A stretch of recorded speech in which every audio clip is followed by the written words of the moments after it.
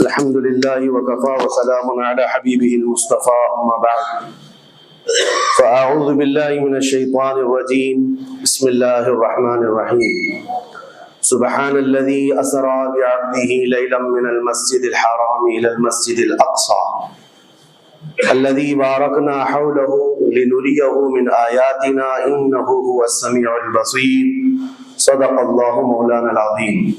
بارگاہ رسالت معاب صلی اللہ علیہ وسلم میں درود پاک کا ہدیہ پیش کریں۔ اللہم صلی علی سیدنا مولانا محمد معدن الجود والکرم وآلہ واصحابہ الکرام وابنہ الکریم وبارک وسلم صلاة دائمة سرمدا ابدا۔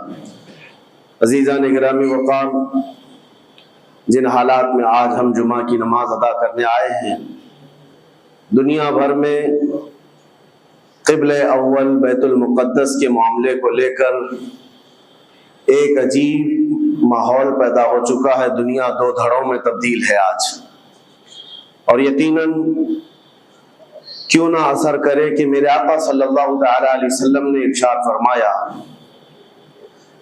بیت المقدس جس زمین پر آباد ہے، حضور پاک صلی اللہ علیہ وسلم کے فرمان علی شان کا مفہوم ہے سید البقاع، یعنی زمین کا جو سردار علاقہ ہے وہ بیت المقدس کا علاقہ ہے۔ مسجد اقصی جہاں پر آباد ہے اس کو سید البقاع کہا گیا ہے، اور یہ بھی روایت میں ملتا ہے سید الصخرہ، گنبدوں میں اگر کوئی سردار گنبد ہے تو وہ بیت المقدس کے لیے کہا گیا ہے۔ اور قرآن نے یہ فرمایا الذی بارکنا حولہ، مسجد اقصی کے متعلق فرماتا ہے رب تعالی کہ وہ مسجد اقصی جس کے ارد گرد ہم نے برکتیں رکھی لنریہ من آیاتنا، تاکہ ہم اپنی نشانیاں انہیں دکھائیں۔ تو یہ اللہ تبارک و تعالیٰ کی اس مقدس سرزمین جس کو ارض مقدس کہا گیا ہے، نام ہی میں مقدس موجود ہے، اور یہ آج سے نہیں بلکہ روایت میں ہے خانہ کعبہ کی تعمیر کے فوراً بعد حضرت ابراہیم علیہ السلام نے بیت المقدس کی تعمیر فرمائی، اور ہزاروں انبیاء اکرام علیہ السلام کا وہ قبلہ رہا، اور وہ ان کی مرکز عبادت بھی رہا، اور ایک نہیں تقریباً 30,000 کے قریب انبیاء اکرام علیہ السلام مسجد اقصی کے ارد گرد دفن ہیں، آرام فرمائیں۔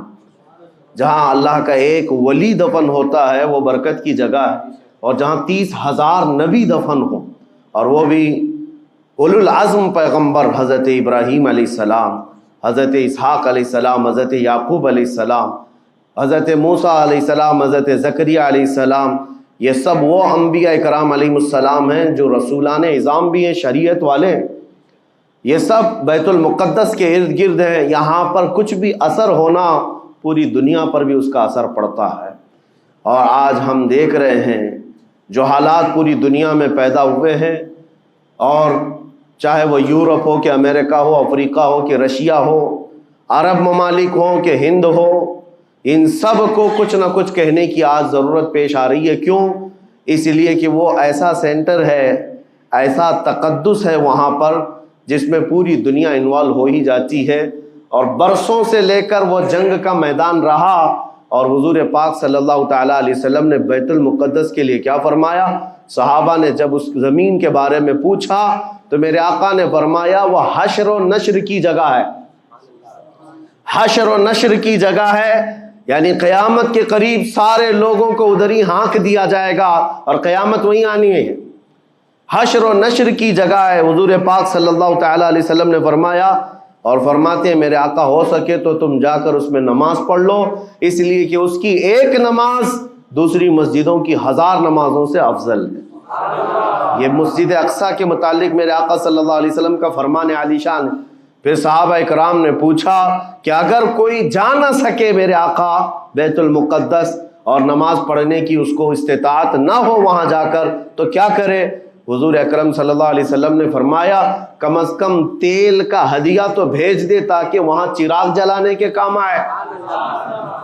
یہ حدیث پاک میں ابن ماجہ کی حدیث ہے۔ نبی کریم صلی اللہ تعالی علیہ وسلم کے اس فرمان علی شان کے مطابق میں آج آپ تمامی حضرات سے یہ گفتگو کرنا چاہوں گا کہ میرے عزیزو، یہ صرف فلسطین اور اسرائیل کا مسئلہ نہیں ہے، یہ اسلام اور کفر کا مسئلہ ہے، اور پوری دنیا کے لیے ہے، پوری دنیا کے لیے اگر وہ حقیقت کی نگاہیں رکھتی ہیں، چاہے وہ کسی بھی قوم سے وابستہ ہو، چاہے وہ کوئی بھی دین اور دھرم سے تعلق رکھتے ہو، میں ان سے کہتا ہوں اگر اینک تمہارے اوپر جھوٹ کی نہیں پڑی ہے تو آنکھیں کھول کر دیکھ لو ظلم اور بربریت کس جگہ ہے اور حق کے لیے لڑنے والے کون ہیں۔ یہ ہر ایک منصف مزاج آدمی بھی آج پہچان سکتا ہے کہ کون نہتہ مارا جا رہا ہے اور کون سپر پاور طاقت پر کھڑے ہو کر اپنے مظلوم ہونے کا دعویٰ کر رہا ہے۔ ہر دنیا کا انصاف پسند آدمی آج بول سکتا ہے، لیکن یہ دور بھی امتحان کا ہے۔ جتنے کیڑے مکوڑے دل میں بغض و عداوت رکھتے ہیں اسلام کے، وہ ظالموں کے ساتھ کھڑے ہوئے نظر آتے ہیں، آج ظالموں کے ساتھ کھڑے ہوئے نظر آتے ہیں۔ نبی کریم صلی اللہ تعالی علیہ وسلم نے فرمایا مسلمانوں آپ اپنی اوپینین، اپنی رائے کیا رکھتے ہیں یہ بہت امپورٹنٹ ہے، دنیا کیا کہتی ہے اس سے مجھے غرض نہیں، تمہارا تعلق تمہارے نبی پاک کے فرامین سے ہے۔ خبردار خبردار تم کبھی ان ظالموں کی حمایت میں نہ آنا، ورنہ قرآن کہتا ہے وَلَا تَرْكَنُوا، اللہ تعالیٰ فرماتا ہے اس طرف تم توجہ بھی مت کرنا، جھکاؤ بھی مت رکھنا، جس طرف ظالم گئے، جس طرف ظالم گئے ہیں اس طرف جھکاؤ بھی مت رکھنا۔ اور آج کہیں ایسا نہ ہو کہ دنیا تمہارے پاس بہت آ گئی، چکا چوند دنیا دیکھ کر جیسے امارات والے ہوئے، متحدہ عرب امارات، دبئی جیسے آج انٹرنیشنل سٹی ان کے پاس مل گئی ہے، پوری دنیا وہاں پر تجارت کرنے لگ گئی، بحرین جیسے کنٹریز، ان کے پاس دنیا کی فراوانی آ گئی، تو آج وہ یہ سمجھنے لگ گئے کہ ہم کو مظلوم اور غریب فلسطینیوں کی مدد میں بات نہیں کرنی چاہیے، جو سپر پاور طاقت ہے اس کے ساتھ کھڑا ہونا چاہیے، کیونکہ ہماری ٹریڈنگ کا مسئلہ ہے، ہماری تجارت کا مسئلہ ہے۔ وہ یہ بھول گئے کہ ان کا اسلام کہاں ہے، ان کے آباء و اجداد کی روایت کہاں ہے۔ لیکن میں آپ سے کہتا ہوں ان کے نقشے پر چل کر کبھی اپنی رائے کو بدل نہ دینا۔ بعض مسلمانوں میں یہ گفتگو پھیلی ہوئی ہے کہ کیا ہم ہی مسلمان ہیں ہندوستان کے، کیا ہم ہی لوگ ہیں جو اپنی رائے بنائیں، وہ بڑے بڑے لوگ ہیں، عرب لوگ ہیں اور بڑے بڑے مشائخ ہیں وہاں پر، ان لوگوں نے رائے الگ بنائی ہے، وہ دنیا کے اور پیسوں کے پجاری بن گئے ہیں، ان کے ہاں نفس غالب آ چکا ہے اور شیطان کا ان کے اوپر غلبہ ہے، وہ حق نہیں دیکھ رہے ہیں۔ میرے عزیزو کہیں تم اپنی رائے اس طرح بنا لیے تو حدیث کو جھٹلانے والے ہوں گے۔ اللہ کے حبیب صلی اللہ علیہ وسلم کی حدیث سناتا ہوں، حضور پاک صلی اللہ علیہ وسلم فرماتے ہیں لا تزال عصابۃ من امتی یقاتلون علی ابواب دمشق وما حولها وعلى ابواب بیت المقدس ظاہرین علی الحق۔ حضور پاک صلی اللہ علیہ وسلم فرماتے لا یضرهم خذلان من خذلهم ظاہرین علی الحق الى ان تقوم الساعہ۔ میرے آقا فرماتے ہیں قیامت تک میری امت میں ایک جماعت ایسی ہوگی جو دمشق کے دروازوں پر اور بیت المقدس کے دروازوں کے اطراف میں حق کے لیے کھڑی رہے گی قیامت آنے تک۔ اور حضور پاک نے یہ بھی فرمایا، میرے آقا مخبر صادق صلی اللہ علیہ وسلم کے فرمان آج ہم اپنی آنکھوں سے دیکھ رہے ہیں، حضور فرماتے لا یضرهم خذلان من خذلهم۔ میرے آقا فرماتے ہیں دنیا کے بڑے بڑے دھوکہ دینے والوں کا دھوکہ انہیں کچھ اثر نہیں کرے گا، انہیں کوئی نقصان نہیں پہنچائے گا۔ آج بڑے بڑے پیٹروٹ میزائل داغ کر کے اگر وہاں کے علاقوں کو ختم کرنے کا دعویٰ کر رہے ہیں تو مجھے میرے نبی کے فرمان پر یقین ہے یہ کبھی نہیں ہو سکے گا، کبھی نہیں ہو سکے گا۔ کچھ عمارتوں کے گر جانے اور کچھ بچوں کے اور کچھ لوگوں کے قتل ہو جانے کا نام یہ جیت اور فتح نہیں ہے۔ میرے عزیزو آج ہم ان ظالموں کو دیکھ رہے ہیں جن کا دعویٰ تھا کہ دنیا میں ان سے بہتر ڈیفنس طاقت کسی کے پاس نہیں، ان سے بہتر بنکر کسی کے پاس نہیں، ان سے بہتر سائرن بجانے کی طاقت کسی کے پاس نہیں، پوری دنیا کو زہریلے ہتھیار بیچنے والی طاقتیں۔ آج ہم نے یہ بھی دیکھا ہے کہ صرف محض ایک چھوٹی سی جماعت سے ان کے ہاتھ پیر ڈھیلے نظر آتے ہیں اور ان کے جسموں میں کپ کپی نظر آتی ہے, پوری طاقت تمہاری ایک جگہ. میں بھی چند دنوں قبل عمرہ میں تھا جب یہ پڑھ رہا تھا کہ ایک چھوٹی سی جماعت جس کو پوری انٹرنیشنل دنیا مل کر کے آتنکواد گھوشت کرتی ہے, امریکہ ہو, یو کے ہو اور دوسری بہت ساری طاقتیں, وہاں پر فلسطینیوں کی حمایت میں لڑنے والے ان مجاہدین کو یہ آتنکواد کہتے ہیں, ٹیررسٹ کہتے ہیں, جو اپنے چھوٹے سے علاقے کو بچانے کے لیے اپنی جانیں دے رہے ہیں, وہ آتنکواد ہیں, وہ ٹیررسٹ ہیں. ان کے پاس کھانے پینے کی چیزیں نہیں رہ گئی, ان کی کرنٹ سپلائی بند کر دی گئی, ان کا پانی بند کر دیا گیا, پھر بھی وہ آتنکواد ہیں. میرے عزیزو, یہ دنیا کا دغلا معیار دیکھو آپ. رشیا پورے یوکرین کو تباہ کرتا رہا, پورا راکھ میں بدل دیا. ان ظالم کتوں کی زبان پر کبھی نہیں آیا کہ رشیا آتنکواد ہے یا رشیا ٹیررسٹ ہے. یہ میڈیا میں بھونکتے رہے, رشیا اور یوکرین کی وار چل رہی ہے, زمین کا مسئلہ ہے. ارے ہزاروں لوگوں کو رشیا راکھ میں بدل کر رکھ چکا ہے. کیوں نہیں بولتے اس کے متعلق, کیوں نہیں کہتے کہ وہ آتنکواد ہے؟ اس لیے کہ یہ ظالم دجالی میڈیا جتنے ہیں, انہیں پتا ہے ان کے باپ داداؤں سے بڑی طاقت اس کے پاس موجود ہے. طاقتوں کی پوجا کرنا اور بڑی بڑی طاقتوں کو سلام کرنا یہ ان کی فطرت میں داخل ہے. اور ہم الحمدللہ مسلمان ہر وقت یہ فیصلہ رکھتے ہیں کہ جو غریب ہے, جو مظلوم ہے, وہ چاہے ایک سکہ بھی نہ رکھتا ہو, ہم اس کی حمایت میں ہمیشہ کھڑے رہتے ہیں. یہ اسلام کی خاصیت ہے. ہم طاقت و قوت اور تخت کو دیکھ کر کسی کی حمایت میں نہیں کھڑے ہوتے, بلکہ حق و باطل کو دیکھ کر اگر مظلوم چھوٹی سی جگہ پر بھی ہے تو ہم اس کے ساتھ کھڑے ہیں.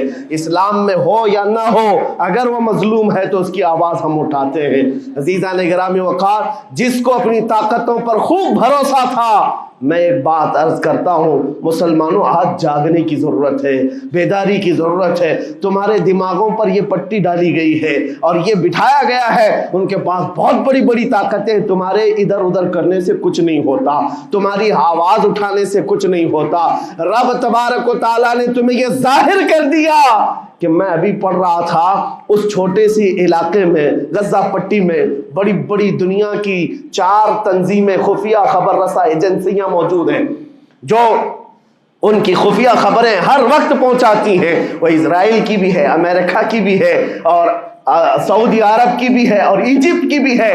4 بڑے بڑی کنٹریز کی خفیہ ایجنسیاں کام کر رہی ہیں, اور سب کی سب خفیہ خبر رساں ایجنسیاں فیل ہو گئی, ناکام ہو گئی. اس کے باوجود اسرائیل کے درندوں کو یہ وحشتناک چیز دیکھنی پڑی.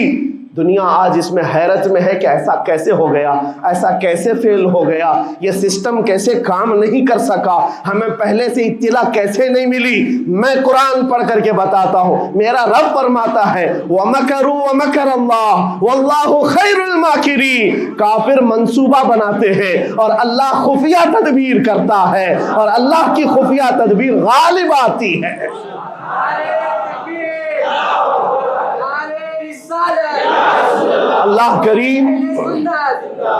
اللہ کریم جب خفیہ تدبیر فرماتا ہے, سارے سسٹم فیل ہو جاتے ہیں, دنیا کی طاقتیں ہیچ ہو جاتی ہیں.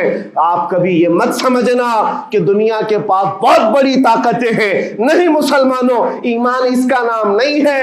اقبال نے بہت پہلے کہا تھا, اللہ کو پامرد مومن پہ بھروسہ, ابلیس کو یورپ کی مشینوں کا سہارا. ان کے پاس یورپ کی مشینوں کا سہارا ہے, لیکن مسلمان کو اپنے رب کی طاقت پر بھروسہ ہے. میرا رب غالب حکمت والا ہے اور وہ قدرت والا ہے. جس وقت رب تعالیٰ چاہے, کیا آپ نے تاریخ نہیں پڑھی, وہ اگر اپنے نبی کی حفاظت کرنا چاہے تو مکڑی کے جال سے حفاظت کرتا ہے, کبوتری کے انڈوں سے حفاظت کرتا ہے. وہ اپنے حبیب کی حفاظت کرنا چاہے اور کسی نبی کی حفاظت کرتا ہے, مچھلی کے پیٹ میں رکھ کر کے یونس کی حفاظت کر رہا ہے, اور ابراہیم علیہ السلام کو آگ میں ڈال کر کے بھی اس تپش سے بچا تماشا رہا ہے اور اسماعیل علیہ السلام کی گردن پر چھری چل رہی ہے، پھر بھی اس چھری سے بچانے والا مولا کون ہے؟ اور سمندر میں اتر جانے کے بعد موسیٰ علیہ السلام کی بڑی فوج کو راستے دینے والا مولا کون ہے؟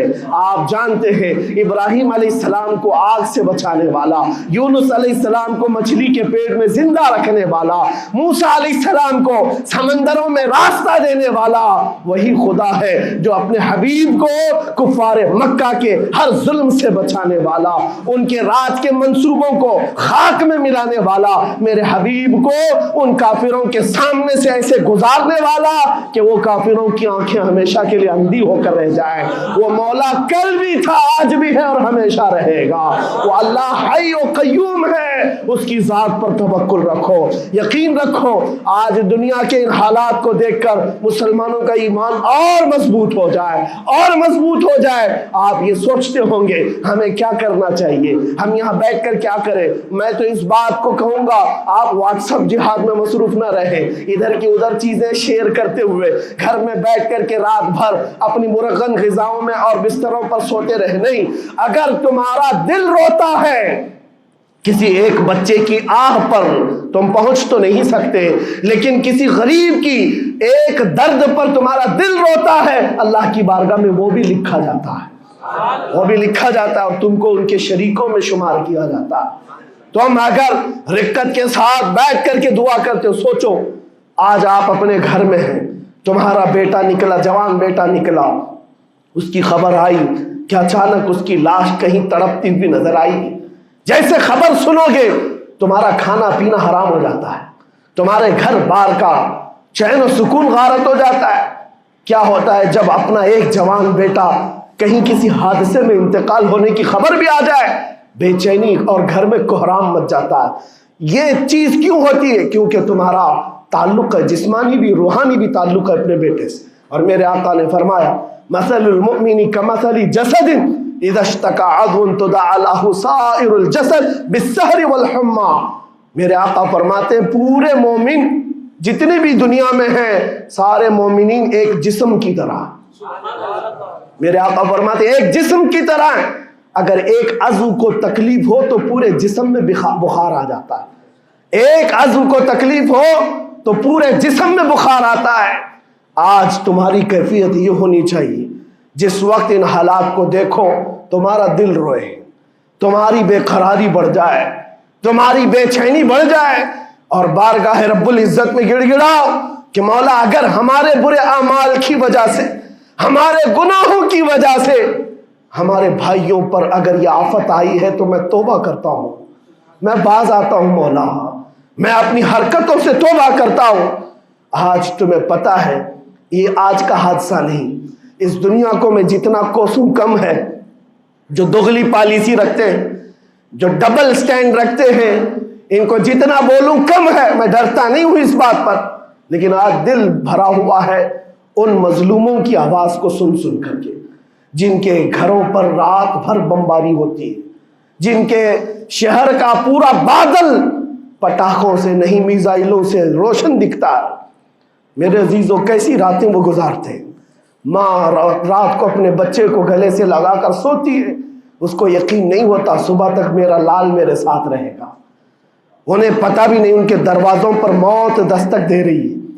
5000 سے زیادہ راکٹ داغ کر کے ابھی بھی ختم نہیں کیا گیا، اور ظلم اتنا ہونے کے بعد حیرت ہوتی ہے اس دگلی دنیا پر میڈیا میں بار بار یہ کہا جاتا ہے ان آتنکیوں کا خاتمہ کیا جا رہا ہے، آتنکوادیوں کو نیست و نابود کیا جا رہا ہے، جن کی زمین پر 70 سال سے قبضہ کر کے بیٹھا ہے، دنیا اس پر کچھ نہیں بولنا چاہتی۔ آپ کو پتا ہے ہسٹری جنہوں نے پڑھا نہیں وہ آج بھوک رہے ہیں، جن کو تاریخ معلوم نہیں ہے وہ ٹپنی دینے کی کوشش کر رہے ہیں، ان کو اپنے باپ داداؤں کی تاریخ نہیں معلوم، یہ فلسطین کی تاریخ پر چل پڑے۔ پتا ہے 1917 میں صرف 4000 یہودیوں کو رہنے کی اجازت دی گئی تھی، جب یہ پوری دنیا سے مارے مارے گھوم رہے تھے، ان کے لاکھوں یہودیوں کو مار کر ختم کیا گیا تھا۔ اس وقت فلسطین میں 4000 یہودیوں کو پناہ دی گئی تھی، اور یہ 4000 سے بڑھتے بڑھتے بڑھتے پوری دنیا سے ہجرت کر کے آتے رہے، 1948 में इन्होंने अपने मुल्क का ऐलान कर दिया। दुनिया को ये नहीं पता है, आज सब पता है। नक्शा देख देख करके सब शेयर कर रहे हैं। 1970 में इतना था इजराइल, 40 में इतना हो गया, फिर 67 में इतना हो गया, सब शेयर कर रहे हैं। तुम्हारी अकल मारी गई है जब देख रहे हो कि एक जालिम आदमी किसी के जमीन पर कब्जा करता करता करता पूरा बढ़ गया। अब जो मजलूम थे उनकी अपनी जमीन भी नहीं बाकी, उनकी हुकूमत नहीं है, उनकी एम्बेसी नहीं है, उनका कुछ नहीं, एक शहर लेकर बैठे हैं, वो भी हजम नहीं हो रहा। और मैं ये बातें खुलकर इसलिए कर रहा हूं कि मेरे अपने ओपिनियन ही नहीं है, पूरी दुनिया के अक़वाम मुत्तहिदा यूएनए ने कहा है इजराइल को 1967 में जो तुम्हारा इजराइल था वहां वापस चले जाओ। लेकिन ये दादागिरी ऐसी है कि वो किसी की नहीं मानता, ना यूएनए की, ये सब चीजें दुनिया को मालूम है, फिर भी दुनिया ये कहती है इजराइल अपने डिफेंस में काम कर रहा है, अपने डिफेंस में काम कर रहा है। एक कुत्ते की मौत होती है तो पूरी दुनिया बिलबिलाती है, और यहां रोजाना हजारों फिलिस्तीनियों को कत्ल कर देते हो। तुम कत्ल भी करते हो तो चर्चा नहीं होता, हम आह भी करते हैं तो हो जाते हैं बदनाम। ये हालात आज पैदा किए गए। मैं आप हजरात को ये बात कहना चाहूंगा, ये ईमान के मजबूत करने का वक्त आ चुका है। मेरे आका के फरमान पर यकीन करो, अल्लाह की मदद आती है और आकर रहेगी इंशाअल्लाह। और ये हालात आप देख रहे हैं। मैं एक बात और बताकर अपनी गुफ्तगू को समेटता हूं, कसरत से उनके लिए दुआएं करो, कसरत से दुआएं करो, और अपनी गलत आदतों से बाज आकर अल्लाह की बारगाह में मांगो। जाहिर सी बात है, हराम खाते हो और किसी के लिए दुआ करते हो, कहां दुआएं जाएंगी। अब जो बात रह जाती है ये कुछ दिनों के लिए है, वो भी इम्तिहान दे रहे, हम भी इम्तिहान दे रहे। ये इम्तिहान की घड़ी गुजरने वाली है और क़यामत के करीब मेरे आका का फरमान हक होकर साफ जाहिर होगा, साफ जाहिर होगा, पूरी दुनिया देखेगी। बाज रिवायात में है कि हजरत सुलेमान अलैहिस्सलाम की रिवायतें भी बयान की गई।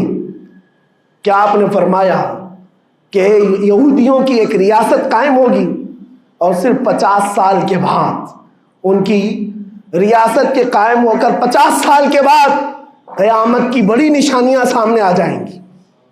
अब वो हालात आ गए, चंद सालों की बात है।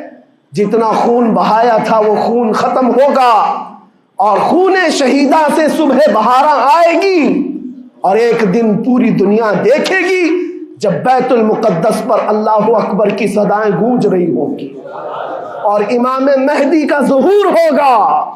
इमाम मेहदी आएंगे और पूरी दुनिया में सिर्फ और सिर्फ इस्लामी परचम लहराएगा इंशाअल्लाहुल अज़ीज़। मेरे आका सल्लल्लाहु अलैहि वसल्लम फरमाते, क़यामत के करीब तुम देखोगे हर चीज यहूदियों के खिलाफ होगी, हत्ता कि पत्थर भी तुम्हें कहेंगे यहूदी यहां छुपा हुआ है, पत्थर भी कहेंगे। और हुजूर ने फरमाया तो ये होकर रहेगा, होकर रहेगा। इसलिए उनकी ताकतों पर न जाओ, उनकी कुव्वतों पर न जाओ। आज जब एक छोटी सी जमात ने तुम्हारे डिफेंस सिस्टम को ललकार कर रख दिया है, वो वक्त भी आएगा जब खुदाए जलालो जबरूत वाले मालिक खुदा को, अल्लाह करीम को, जब ये दिखाना होगा कि अल्लाह ताला ईमान वालों की कैसी मदद करता है, तो वो दिन भी देखोगे जब कीड़े मकोड़े और हशरात की तरह जालिम हुकूमतें फना हो जाएंगी। इंशाअल्लाह वो वक्त आएगा। लेकिन आप तमाम हजरात अपने दिलों में रिक्कत तारी करें, अपने दिलों में उन गरीबों के लिए, उन मजलूमों के लिए दुनिया क्या भोगती है इसकी तरफ न जाओ। कौन क्या कहता है, इन जालिमों को उनके साथ खड़े होने में शर्म नहीं आती। आपको पता है यहाँ हमारे हिंदुस्तान में भी बहुत सारे आज निकले हुए सोशल मीडिया पर जंग कर रहे हैं और इनको लगता है इजराइल के साथ खड़े। आपको पता है इजराइल एक ऐसी यहूदी रियासत है जो पूरी दुनिया के किसी भी धर्म को नहीं मानते। मुसलमानों के भी वैसी दुश्मन, हिंदुओं के भी दुश्मन, ईसाइयों के भी दुश्मन।